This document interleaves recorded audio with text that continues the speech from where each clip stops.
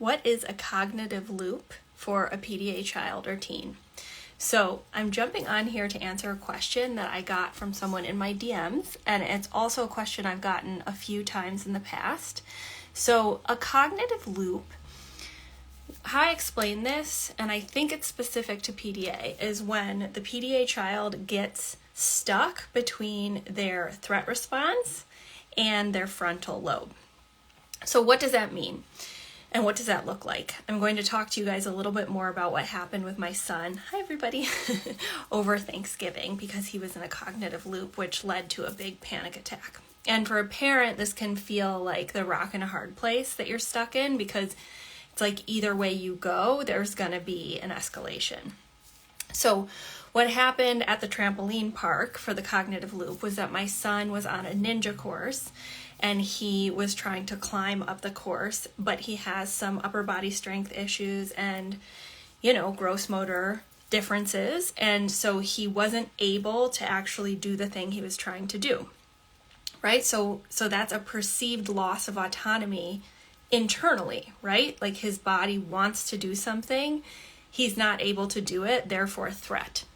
What makes it a cognitive loop is that his frontal lobe, or his thinking brain, his kid brain, who's just like, I want to be good at ninja stuff, I want to climb, I want to do what all the other kids are doing, is saying like, keep trying, keep going. However, his brain is perceiving every time he tries, he's not able, and therefore the threat response escalates. So he got into a cognitive loop where he was increasingly dysregulated, but wouldn't stop doing the thing. That was dysregulating him. And so for a parent, that can feel like this impossible situation, because if you let them keep trying the ninja course and failing, quote unquote, then you keep escalating, moving towards panic attack. And then on the other hand, if you intervene as a parent, which is ultimately, I think, what my husband had to do, I wasn't there, that's a loss of autonomy, and he perceived equality because my husband took him off the ninja course. So there's that threat response there too. So it's a cognitive loop for the PDA child or teen, but for the parent, it's this like rock and a hard place. You can see things going off the rails. So I'm wondering if any of you who have joined have experienced that with your child or teen. It's something that I've experienced quite a few times. I remember the first couple times I noticed it was when my son was much younger. And I remember thinking, like, does he cognitively not understand what he's doing?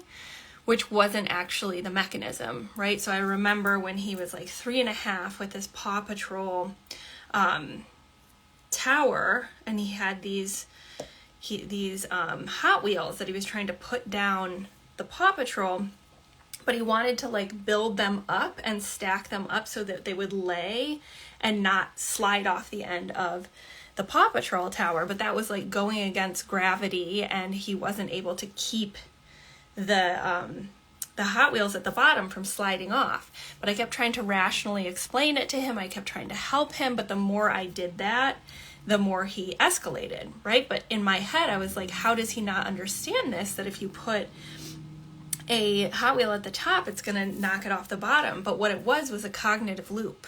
He could not stop doing it because every time he did, it was perceived as that loss of autonomy internally, and he would activate. So, I think in that moment I didn't know about PDA, but I remember sort of intervening and trying to get him away from the Paw Patrol tower, and then he completely escalated and melted down. So the cognitive loop, another example is like when my son a year ago would play video games. I mean, this still happens sometimes, where it's clearly dysregulating him as he's playing the video game, but he can't stop playing, right? And it's a cognitive loop. So from a parent's perspective, it just looks like we're headed towards disaster. So I just wanted to jump on here and share that with you guys, because I've gotten questions about what a cognitive loop is. So I hope that's helpful. I'm going to put it on tiles so that people who actually asked me can see this quick live. I hope you guys are well. Oh, I see someone said, yes, every day, multiple times. Wants to do it, can't do it, meltdown ensues. We have, and it usually ends in destruction of items.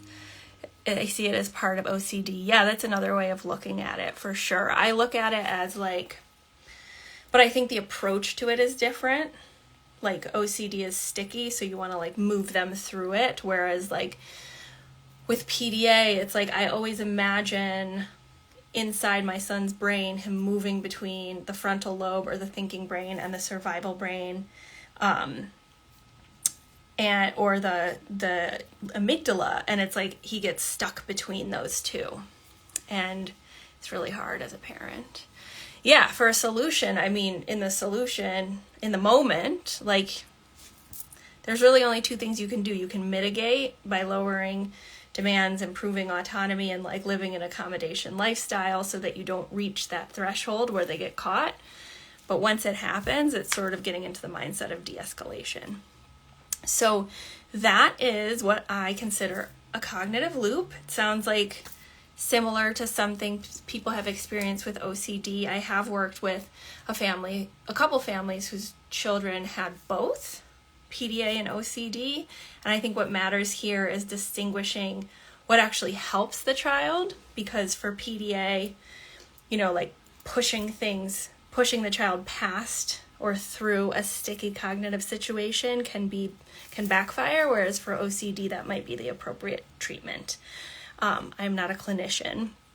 I just help parents work through the PDA lens and sort of isolate that variable. So I hope that was helpful.